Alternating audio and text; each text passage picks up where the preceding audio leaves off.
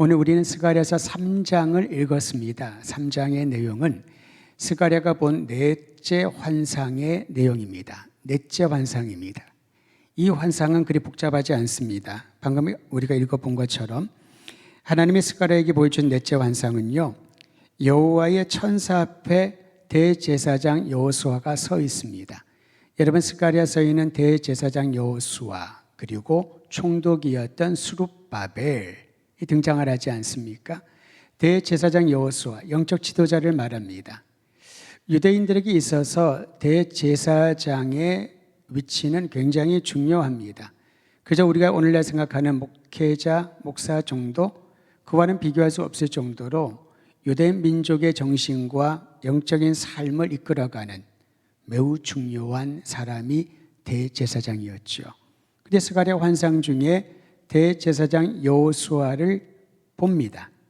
그런데 그의 오른편에 이 대제사장 여호수아를 대적하는 사탄을 또 보게 되는 거죠. 그리고 오늘 환상의 등장인물은 천사와 천사 앞에 서 있는 대제사장 여호수아, 그의 오른편에서 끊임없이 참소하고 있는 사탄, 이것이 넷째 환상의 등장인물들입니다. 여러분, 사탄은요, 성경에서 타락한 천사장으로 표현하고 있지 않습니까? 그런데 이 사탄이 하는 역할은 재판정에서 검사와 같은 역할을 합니다. 그 죄를 계속해서 지목하고 그 죄가 정죄받을 만하다고, 정죄를 받아야 마땅하다고 하는 것을 수많은 증거를 가지고 몰아치는 그러한 역할을 하고 있는데, 바로 사탄이 그러한 일을 하고 있었던 거죠. 대제사장 여호수아는 귀환한 이스라엘 백성의 예표와 같습니다. 즉, 한 사람 대제사장 여호수아지만은 그는 포로귀환 이후에 본토로 돌아온 하나님의 백성을 뜻한다라고 할 수가 있지요. 자, 이것을 전체적으로 다시 한번 말하면은 포로 시대가 끝나고 본토로 귀환했지만은 여전히 불완전한 상태에 있는 이스라엘 백성들은 계속해서 누군가가 비난하고 정죄하고 공격하고 용기를 꺾어버리고, 여러분, 이런 상황에서 얼마나 힘이 들까요?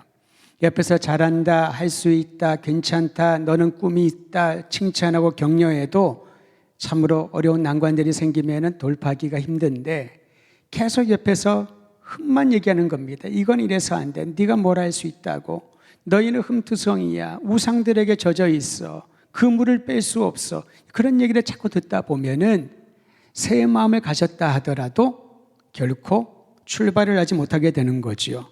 스가랴서 3장 3절에 보면은 여호수아가 냄새나는 더러운 옷을 입고 있었다, 이 한 줄, 이 한 문장에서 사탄의 참소가 얼마나 치열했는지를 우리는 알게 되죠. 더러운 냄새나는 옷을 입었다, 그러니까 너는 아무 가치가 없다라고 그렇게 참소하고 있었던 겁니다.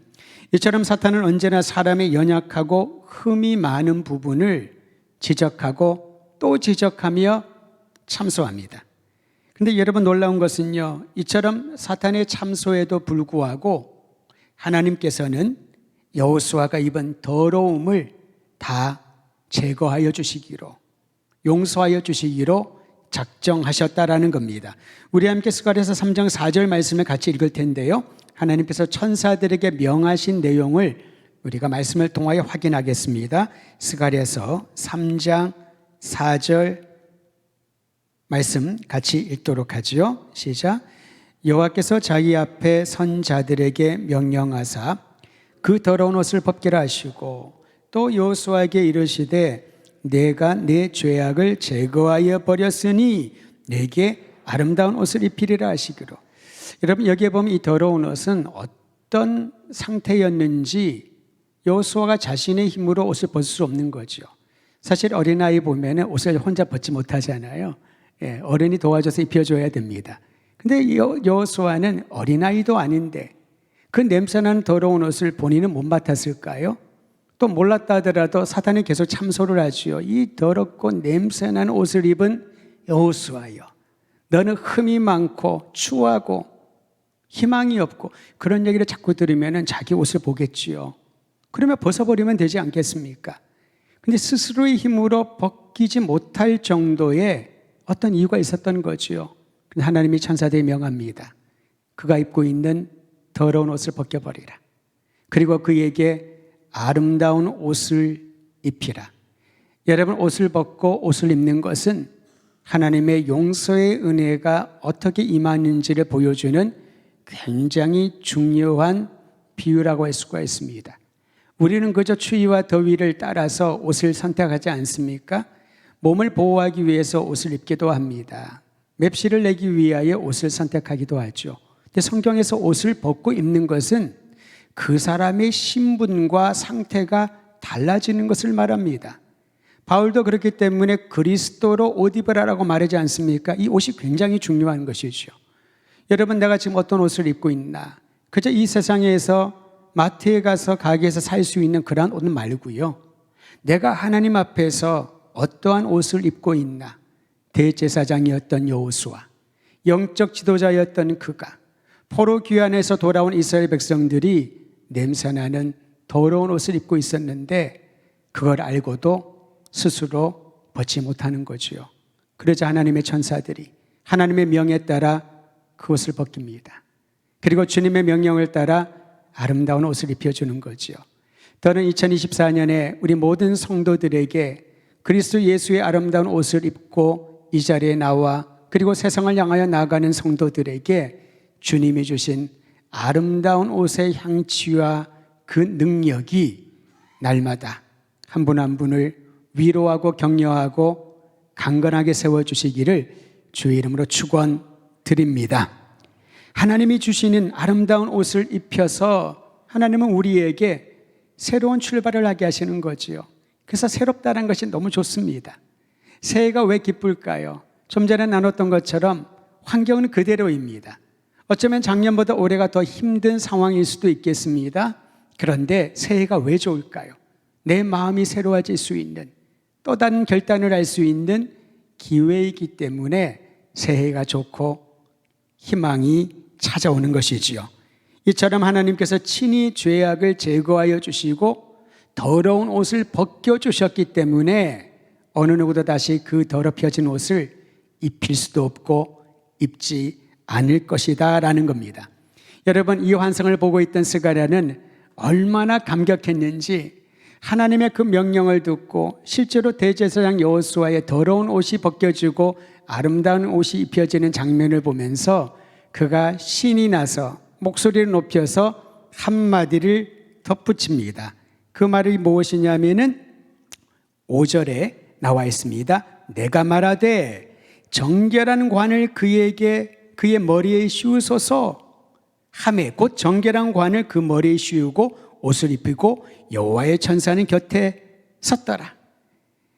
옷이 바뀌어지는, 신분이 바뀌어지는 그 장면을 보고 스가랴가 신이 나서 말합니다. 주님, 정결한 관을 그의 머리에 씌워주십시오. 깨끗한 관을 씌워달라고 합니다. 여러분, 우리는 면류관 그러면은 번쩍번쩍거리고요, 왕들 또 왕후들이 쓰는 그런 면류관을 영상하지 않습니까? 그런데 오늘 말씀해 보니까 정결한 관이라고 했습니다. 가장 고귀한 관은 황금 면류관이 아니라 깨끗한 관인 거죠. 정결한 관인 것이죠.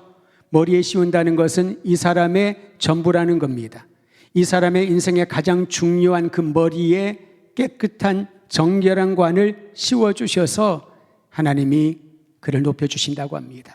저는 우리를 구원하신 하나님의 놀라운 은혜가 우리 모든 성도들의 머리에 깨끗하고 정결한 관을 씌워주셔서 가는 곳곳마다 주님이 높여주시고 주님이 인정해 주시고 칭찬해 주시는 2024년 되기를 간절히 소망하는 것입니다. 지도자로 세움받을 이들, 하나님으로부터 의롭다 하심, 정결하심을 받아야지만 이제 주어진 사명을 감당할 수 있는 것이지요. 세상은 능력자를 요구합니다. 누군가를 이끌 수 있고 좋은 성과를 얻을 수 있는 능력 있는 사람을 요구를 하죠. 그런데 하나님이 택하시고 사용하시는 사람은 정결한 사람, 마음이 깨끗하고 그의 행실이 깨끗하고 그의 생각이 깨끗한 사람. 저는 우리 더드림교회 신앙생활을 함께하는 모든 성도들이 주님의 이 정결함을 받아서 몸과 마음과 생각과 행실이 정결하여지는 아름다운 역사를 함께 보기를 간절히 소망하는 것입니다. 그런데 여러분, 하나님의 은혜로 이처럼 아름다운 옷을 입고 정결한 관을 쓰게 되었는데요, 이걸로 다 안 됐다는 거죠. 하나님이 이렇게 옷을 바꾸어 주시고 정결한 관을 씌우고 난 이후에 중요한 사명을 부여해 주십니다. 이 사명은 하나님의 기쁨에 동참하기 위한 축복인 것이죠. 우리는 어떤 사역이란 의미에서, 사역 그러면 일을 뜻하잖아요. 사실 제가 군대를 가기 전에부터 교육 전도사를 시작을 했었는데요, 그러다 보니까 교회에서는 사역이란 말이 굉장히 익숙했습니다. 근데 군대 갔더니 똑같은 단어를 쓰는데 군 용어에서 사역은 그런 사역이 아니라 노동이었습니다. 아침에 일어나서 설임자리 그럽니다. 오늘 우리 사역이 있다. 제 마음에는 이 사역에 대한 좋은 이미지가 있었거든요. 무슨 사역이냐? 김장 사역이다. 독을 파는 사역이다. 일인 거예요. 노동인 거예요. 그러다 보니까 이 사역에 대한 단어를 쓰면서도 이 의미가 다르구나. 근데 실제로 여러분, 교회에서 쓰는 사역은 굉장히 영적이고 아주 고상하고 의미가 있고 그런 용어처럼 쓰여지지만은 실제 사역의 의미는 일이 맞습니다. 노동인 거지요. 힘이 듭니다. 지칩니다. 이렇게 힘든 노동에 사용하는 사역을 왜 기독 공동체 안에서, 교회 안에서는 그렇게 고귀한 의미로 우리가 들렸을까? 여기에 비밀이 있지요. 사람들이 보기에는 고된 일이지만, 사람들이 보기에는 아무런 대가를 지불하거나 칭찬받지 못하는 일임에 틀림없지만은 그 일을 하는 사람은 그것이 일이 아니라 하나님의 기쁨에 동참하는, 하나님의 영광을 드러내는 귀한 일로 여겨지기 때문에 사역을 귀히 여기고 사역자가 된 것에 대한 감동과 감격이 있는 게 아닐까 싶습니다. 저는 우리 더드림교회 온 성도들이 이제 아름다운 옷을 입혀주시고 정결한 관을 씌워주신 하나님께서 맡겨주신 아름다운 일, 사역을 감당할 때에 그 힘들고 어려운 모든 과정을 통과하여 주님이 예비하신 큰 기쁨에 참여하게 되기를 간절히 소망하고 축원드립니다. 하나님께서 주신 명령이 있습니다. 이 명령은 스가랴서 3장 7절에 있는데요, 이 명령은 마땅히 해야 할 일이라고 여러분 인식하면 좋겠습니다. 그저 나와 관련 없는 일을 명령을 받았다고 하는 것처럼 힘든 건 없잖아요. 나와 관련이 없는데, 내 영역이 아닌데 누가 명령을 해서 한다면 굉장히 힘들고 귀찮을 겁니다.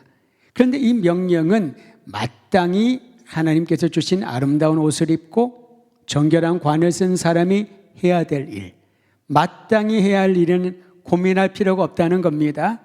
마땅히 해야 할 일은 그걸로 인해서 내 자랑거리가 돼서도 안 된다는 것이지요. 그 일이 무엇일까요? 3장 7절 말씀을 우리 함께 읽으며 마음에 새기길 바랍니다. 같이 읽습니다. 시작. 만군의 여호와의 말씀에 네가 만일 내 도를 행하며 내 규례를 지키면 내가 내 집을 다스릴 것이요 내 뜰을 지킬 것이며 내가 또 너로 여기 섰는 자들 가운데에 왕래하게 되리라. 여러분, 하나님께서 말씀하십니다. 네가 만일 내 도를 행하며 내 규례를 지키면, 자, 여기에 보면요, 행동에 대한 명령이 나오지요. 도를 행하라, 규례를 지키라. 자, 성경 공부 열심히 해라, 교리에 대해서 전부를 잘 파악하고 있어야 된다. 어떤 종교적인 삶의 방식에 대해서 너는 철두철미하게 잘 알고 있어야 된다. 그런 지식에 대한 명령이 아니었습니다. 내 규례를 행하면, 내 도를 행하고 내 규례를 지키면 행동인 것이죠. 행동의 변화를 요구하시는 겁니다.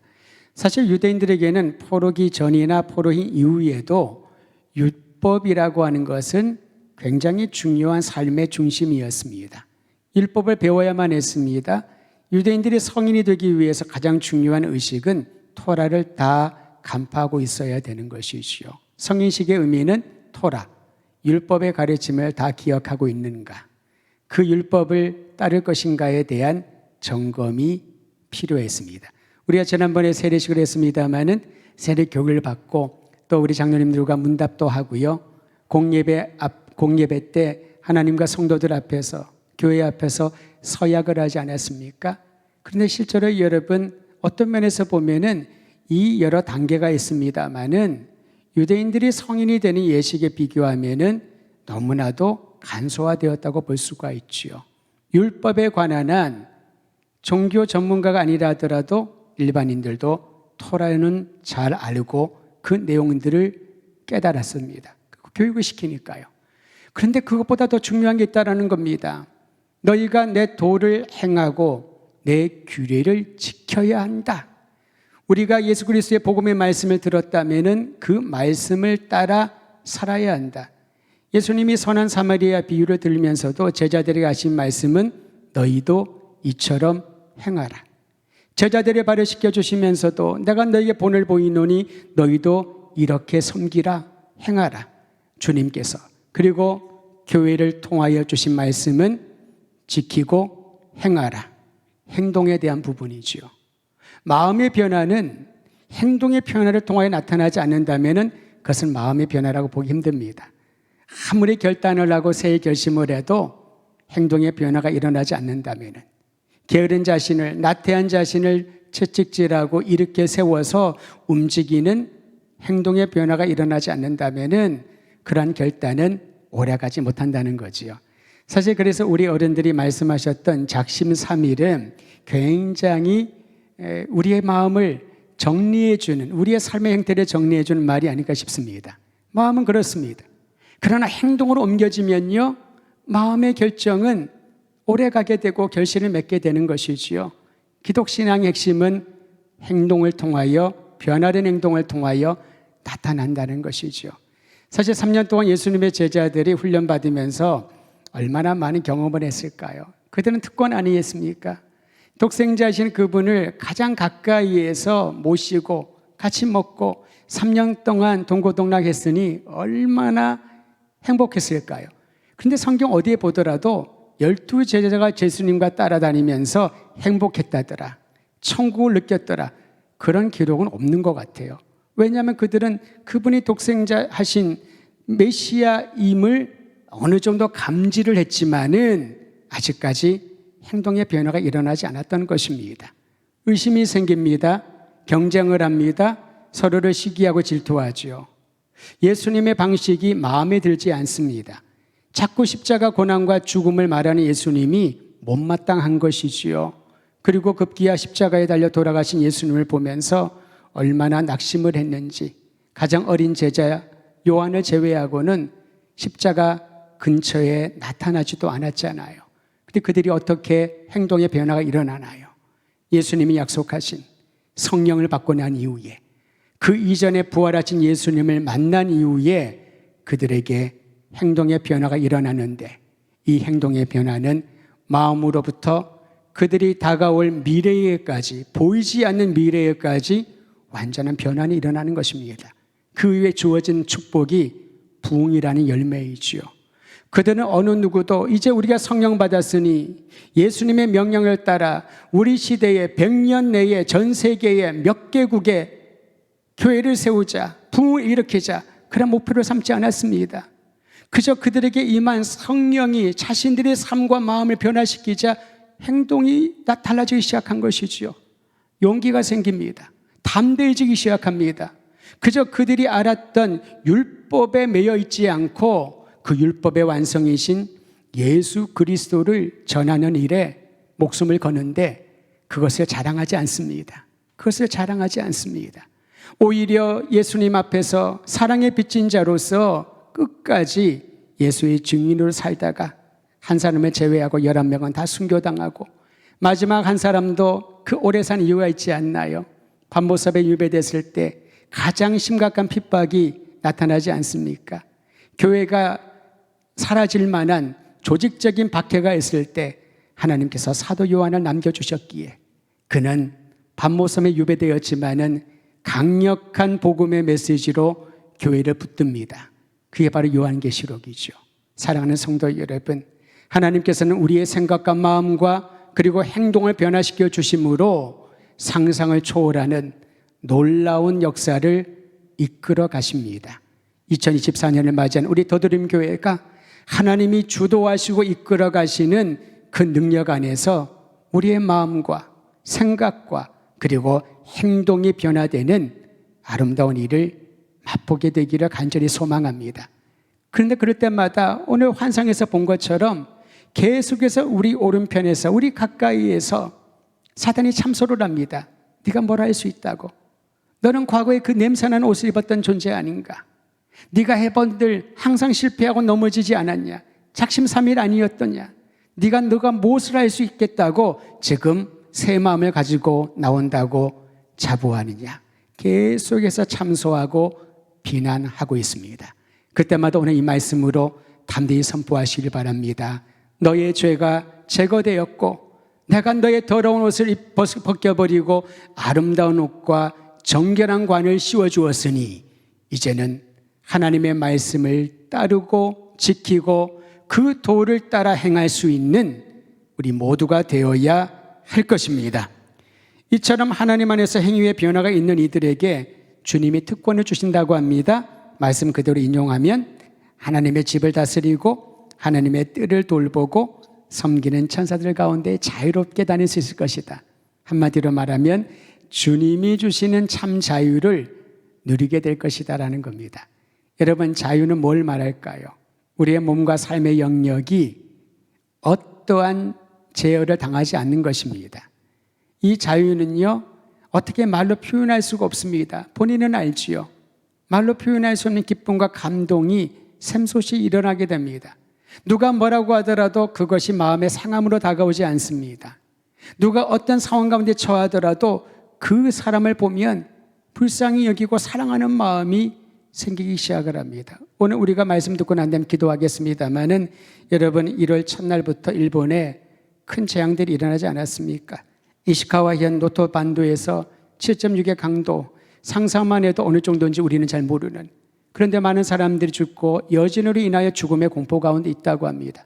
그 다음 날은 하네다 공항에서 또 항공기가 사고가 나서 사람들이 죽고 또 그 자체가 고통을 주고 있지 않습니까?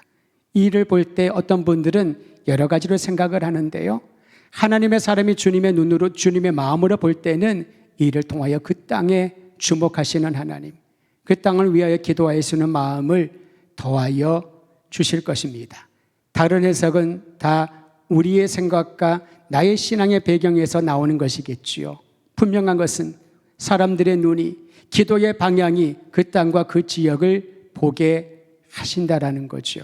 저는 올 한 해를 시작하는 이 즈음에 우리 성도들의 눈이 어디에 머물러야 되는지 하나님의 인도하심을 따라 머무는 곳을 위하여 기도하고 머무는 곳에 있는 영혼들을 위하여 중보하는 하나님의 사람들이 되기를 간절히 소망하는 겁니다. 천사가 대제사장 여호수아에게 전하는 말에서 이제 우리는 하나님의 은혜를 기대하게 됩니다.